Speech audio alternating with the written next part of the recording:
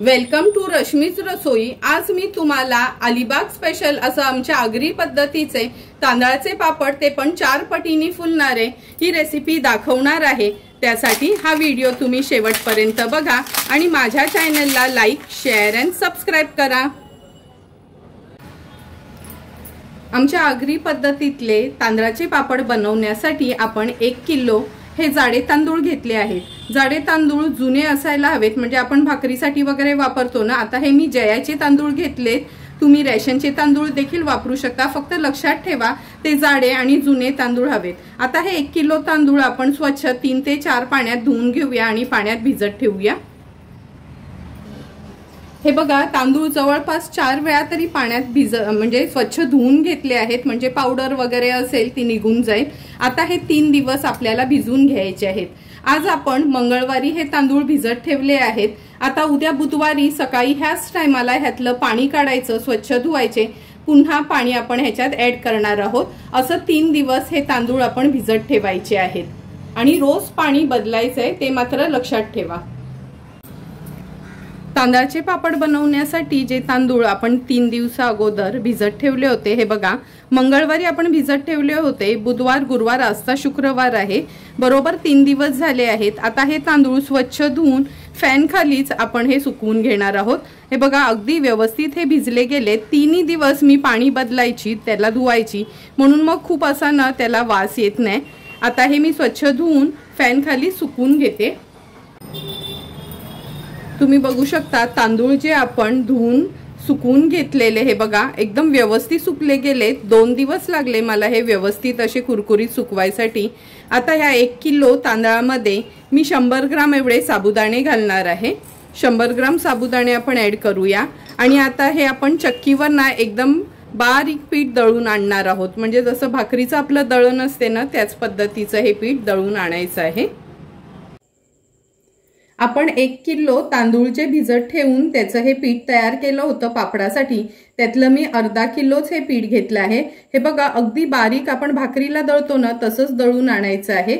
नंतर आपले हे तांदळाचे पापड बनवण्यासाठी अर्धा किलो पिठासाठी आपण 10 ग्राम पापडखार घेतला आहे, 10 ग्राम मीठ, 2 चमचे पोहे खायचे चमचे असतात ना, 2 चमचे जिरं, 3 ते 4 आपण हिरव्या मिरच्या आणि 4 ते 5 लसणाच्या पाकळ्या घेतल्या आहेत। आता या हिरव्या मिरच्या आणि लसणाच्या पाकळ्या आहेत ना, ह्या मिक्सरला थोड्या फिरवून घ्यायच्या आहेत। हे बघा, पापड बनवण्यासाठी पहिला आपण उकड काढणार आहोत, त्यामुळे जेवढं पीठ घेतलेलं ना तेवढंच हे पाणी घेतलं आहे। आता ह्याच्यामध्ये आपण मी मगाशी तुम्हाला मिरची आणि लसूण दाखवलेलं त्याची पेस्ट बनवून घेतली आहे मिक्सरला, ही ऍड करूया।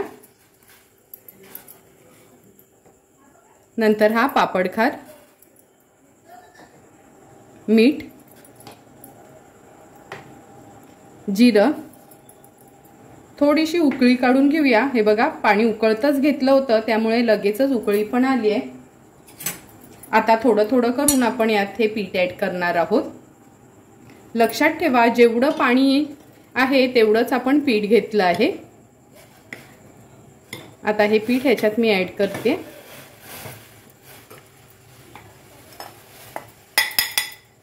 पीठ ऍड केल्यावर गॅसची फ्लेम मीडियमवर करायची आहे। व्यवस्थित आता हे असं घाटून घ्यायचं, म्हणजे आपण भाकरींसाठी नाही का उकड काढतो, सेम त्याच पद्धतीने आपल्याला हे घाटून घ्यायचंय असं। हे बघा, ही उकड व्यवस्थित आपण अशी घाटून घेतली आहे। आता आहे ना मी ह्याच्यावर झाकण देणार आहे आणि एक 5 ते 10 मिनिटासाठी आपण हे पीठ आहे ना हळू एकदम म्हणजे लो फ्लेमवर शिजवून घ्यायचंय।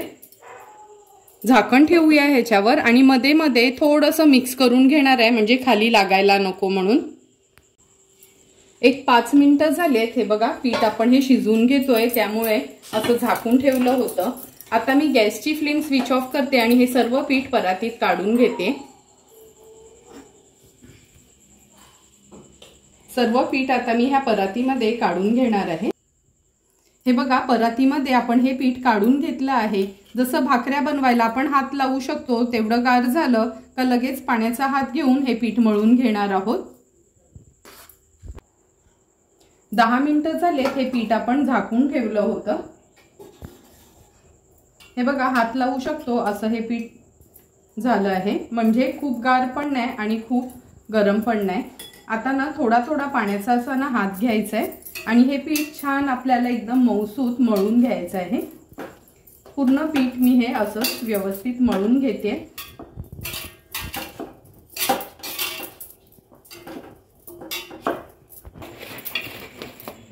तुम्ही बघू शकता, हे बघा अगदी व्यवस्थित पाण्याचा हात घेऊन आपण हे पीठ मळून घेतलं आहे। मी तुम्हाला एक पेढा करून दाखवते म्हणजे कळेल। हे बघा असा पेढा केला ना का साइडनी वगैरे त्याला क्रॅक नसायला पाहिजे, म्हणजे व्यवस्थित आपले पापड लाटले जातात। आता असेच पेढे मी बनवून घेते, थोडेसेच बनवून घेते कारण का एकटीच असल्यामुळे बाकीचं पीठ झाकून ठेवते। 8 ते 10 असे पेढे करून घेतले आहेत आणि जे आपण पापडासाठी पीठ तयार केलंय ना तेच पीठ घेतलं आहे। आणि जर हे पीठ तुमच्याकडे शिल्लक राहिलं नसेल, नॉर्मल तांदळाचं पीठ घेतलं तरी चालेल। आता छान जेवढे पातळ आपल्याला पापड लाटता येतील ना तेवढे हे पातळ पापड आपण लाटून घ्यायचे आहेत। लक्षात ठेवा खूप जास्त ना पीठ नाही घ्यायचं।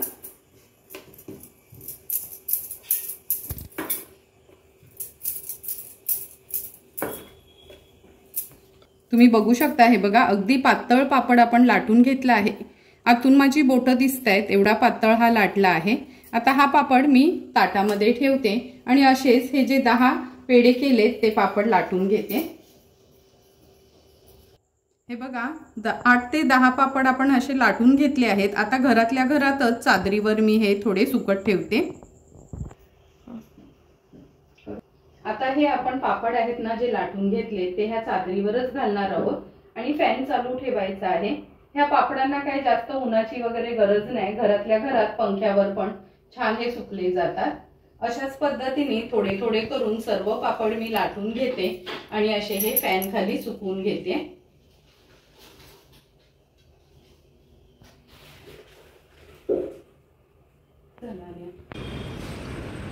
काल रात्रभर आपण हे पापड फॅन खालीच घरामध्ये सुकत ठेवले होते।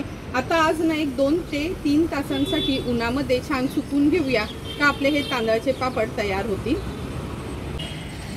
2 ते 3 तास झाले। हे बघा उन्हामध्ये पापड एकदम छान असे कडक झाले आहेत। तुम्हाला मी एक तोडून दाखवते, असा कडक पापड व्हायला हवा।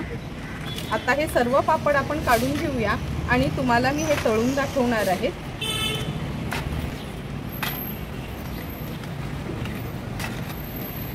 अशा पद्धतीने थोडे थोडे करून सर्व पापड आपण हे काढून घेतले आहेत। आता लगेचच तळून बघणार आहोत का कसे आपले पापड तयार झाले ते। तेल पण छान कडकडून गरम झालं आहे। आता एक पापड आपण ह्या तेलामध्ये सोडूया। तेलामध्ये पापड सोडला ना का लगेचच असा आहे ना, हे बघा असा प्रेस करून घ्यायचा का किती सुंदर असा आपला हा पापड तयार होतो। तुम्ही बघू शकता थोडाही तेलकट वगैरे पापड झाला नाही। अशाच पद्धतीने आणखीन 3-4 पापड तरी मी तुम्हाला तळून दाखवते।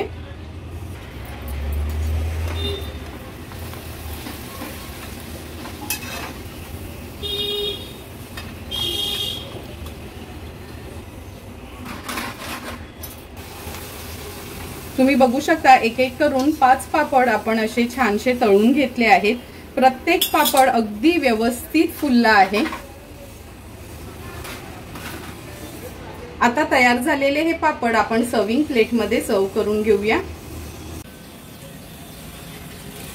सुंदर असे तयार झालेले आपले तांदळाचे पापड आपण ह्या प्लेट मध्ये सर्व करून घेतोय।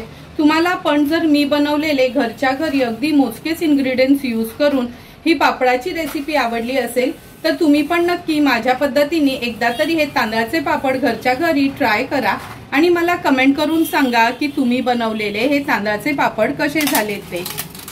जर तुम्हाला मी बनवलेल्या ह्या तांदळाच्या पापडाची रेसिपी आवडली असेल तर नक्की माझ्या चॅनलला तुम्ही लाईक, शेअर अँड सबस्क्राइब करा। Thank you for watching my video.